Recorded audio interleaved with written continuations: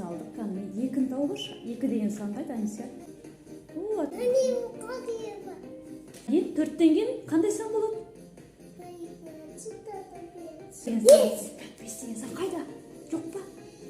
Төңкеріп қараймыз астарын, іздейміз кәні. Бес бар ма? Іздеймізде кәні, бес бар ма? Қаны, көрсетші. Наған көрсетші камераға. Кәні, бес деген. О, бес! Аниса тапты. Кәні, салады Аниса бесті. Дүзу ғып салып, төрт. О, бес деген сан. Одан кейін қандай сан? Алты. Кәні, алты деген сан іздейміз бар ма? Жоқ па, кәні. Іздейміз, алты деген сан қайда? Аниса тапты. Жоқ па, қай сан алтыдан кейін?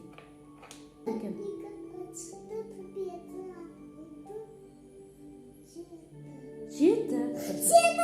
О, жеті. Қайда? Көрсетші камераға. Таптың ба? Кәні? Е, ол неше деген сан? Жеті. Жеті. Дұрыс айтты. О, жетіні тапты. Сағатымыз құрастырылып қалды, е? Жеті. Одан кейін қандай сан?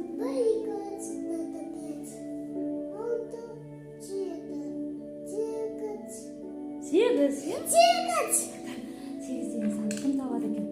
Сегіз. Кәні көрсетші камераға. Во, молодец. Сегіз деген сан салды. Аниса салды. Сегіз. Одан кейін қандай сан?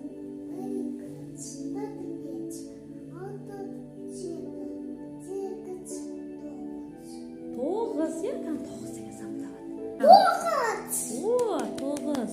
Он деген сан қайда? Бір. Сосын нөлі бар жанында, е? Он деген сан қайда? О, тапты. 11.